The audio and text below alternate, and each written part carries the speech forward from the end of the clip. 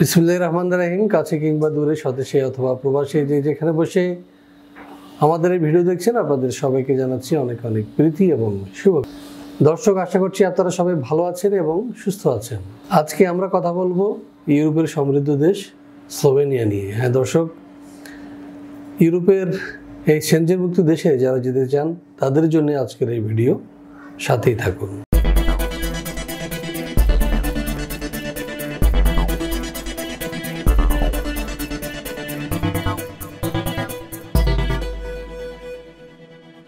দর্শক, আপনারা নিশ্চয়ই জানেন যে স্লোভেনিয়া হচ্ছে যে একটি উন্নত সমৃদ্ধ দেশ এবং ইতালির পার্শ্ববর্তী একটি দেশ। এখানে রয়েছে অনেক কাজের সুযোগ, বিশেষ করে কনস্ট্রাকশন এবং রেস্টুরেন্ট এবং বিভিন্ন মিল ফ্যাক্টরিতে রয়েছে অনেক কাজের সুযোগ। তো এখনও অনেকেই এ বিষয়ে অতটা সিরিয়াস না যতটা আপনারা সিরিয়াস হাঙ্গেরি কিংবা পোল্যান্ড, পর্তুগাল নিয়ে। কিন্তু আপনারা হয়তো জানেন যে স্লোভেনিয়ায় বেতন ভাতা কিন্তু অন্যান্য দেশের তুলনায় অনেক বেশি এবং শুরুতেই পাওয়া যায় 2 বছরের টিআরসি কার্ড, যেটি অন্য কোনো ইউরোপিয়ান দেশে বর্তমানে পাওয়া যাচ্ছে না। একসময় লিথুনিয়ায় দেয়া হতো টিআরসি। তো দর্শক, শুরুতেই চলুন দেখে আসি কেমন দেশ এই স্লোভেনিয়া। মধ্য ইউরোপের দেশ স্লোভেনিয়ার প্রাতিষ্ঠানিক নাম দ্য রিপাবলিক অব স্লোভেনিয়া। এর পশ্চিমে রয়েছে ইতালি, উত্তরে অস্ট্রিয়া, উত্তর পূর্বে হাঙ্গেরি, দক্ষিণ পূর্বে ক্রোয়েশিয়া এবং দক্ষিণ পশ্চিমে আড্রিয়াটিক সাগর। স্লোভেনিয়া পাহাড় ও বন সমৃদ্ধ একটি দেশ। মোট আয়তন 20,771 বর্গ কিলোমিটার এবং জনসংখ্যা 2.1 মিলিয়ন। এর আগে এটি ছিল যুগোস্লাভিয়ার একটি অংশ।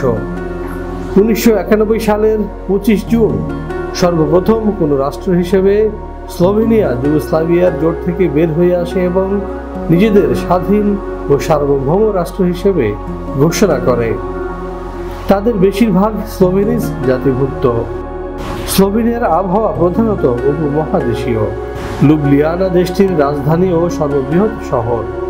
2002 সালে জরিপ মতে স্লোভেনিয়া মুসলমানের সংখ্যা 47,824, যা মোট জনসংখ্যার শতকরা 2.4 ভাগ। দর্শক, আমরা দেখে আসলাম কেমন দেশ এই স্লোভেনিয়া। এবার আমরা যেটি জানার চেষ্টা করব সেটি হচ্ছে যে এই দেশে বর্তমানে জেনারেলি কী ধরনের কাজ রয়েছে। চলুন দেখে আসি একটি ভিডিও প্রতিবেদন। ইউরোপের সেনজেনভুক্ত দেশসমূহে যেতে চাইলে অনেকের কাছে প্রথম পছন্দ স্লোভেনিয়া, কেননা এখনও এখানে খুব বেশি বাইরের মানুষ নেই। স্লোভেনিয়ার ইমিগ্রেশন পলিসি দীর্ঘমেয়াদে যারা দেশটিতে বসবাস করতে চান তাদের জন্য আদর্শ। স্লোভেনিয়ার ভিসার সাথেই পাওয়া যায় 2 বছরের টিআরসি। সেই সঙ্গে যদি এই 5 বছর ফুল টাইম কাজ করার অভিজ্ঞতা থাকে তাহলে তিনি পাবেন স্লোভেনিয়ার পার্মানেন্ট রেসিডেন্ট কার্ড। স্লোভেনিয়ার বর্তমানে কাজের সুযোগ রয়েছে কনস্ট্রাকশন, ফ্যাক্টরি, অ্যাগ্রোভেজ ফ্যাক্টরি প্রভৃতি। এখানে যে কোনো কাজের ন্যূনতম বেতন 1,20,000 থেকে 1,30,000। বেশিরভাগ কোম্পানি থাকার ব্যবস্থা দিচ্ছে একেবারে ফ্রি।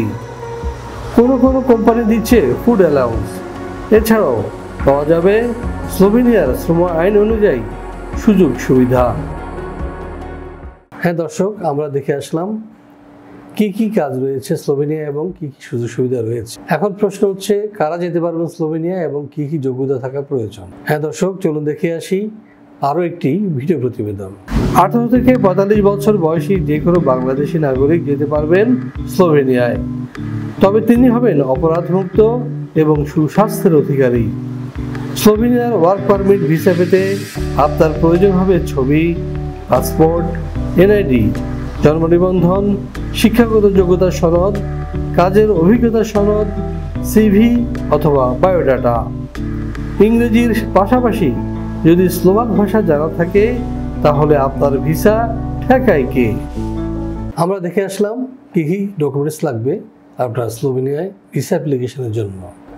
স্লোভেনিয়ায় ভিসা আবেদন করার আগে আপনাকে যে বিষয়গুলো মাথায় রাখতে হবে সেটি হচ্ছে আপনি যে কাগজপত্রগুলো দিবেন সেগুলো যেন অথেন্টিক হয়। অর্থাৎ আপনার পাসপোর্ট, এনআইডি, জন্ম নিবন্ধন, একাডেমিক সার্টিফিকেট কিংবা এক্সপিরিয়েন্স সার্টিফিকেট সবখানে যেন আপনার নামের বানান সব কিছু যেন সিমিলার হয়। তা না হলে কিন্তু ভিসা হওয়ার সম্ভাবনা খুবই কম, কারণ এম্বাসি প্রতিটি কাগজ পরীক্ষা নিরীক্ষা করে থাকে এবং এসব কাগজ যদি ডুপ্লিকেট হয় অথবা এই তথ্যের মধ্যে কোনো গড়মিল থাকে তাহলে কিন্তু ভিসা রিজেক্ট হয়ে যায়। আমাদের দেশে অনেকেই বিভিন্ন দেশে ফাইল জমা দেন এবং পরবর্তীতে ভিসা ইন্টারভিউ দেন। দীর্ঘ অপেক্ষার পর তারা জানতে পারেন যে তাদের ভিসা হয় নাই, অথচ তারা জানে না যে আসলে কী কারণে ভিসা হলো না। এক্ষেত্রে সবচেয়ে বেশি যে সমস্যাটা হয় সেটি হচ্ছে যে দুটি কারণ। একটি হচ্ছে আপনার ওয়ার্ক পারমিট জেনুইন কিনা, আর দুই হলো আপনি যে কাগজপত্র জমা দিয়েছেন সেগুলো অথেন্টিক কিনা। এই দুটির একটি ব্যত্যয় ঘটলে সাধারণত ভিসা ক্যান্সেল হয়ে যায়। তা না হলে একটি সঠিক ওয়ার্ক পারমিট পাওয়া মানে হচ্ছে যে ভিসার 80%। তো দর্শক, আশা করছি আপনারা কাগজপত্র জমা দেওয়ার আগে এসব বিষয় চেক করে নেবেন এবং এগুলো সংশোধন করে নেবেন।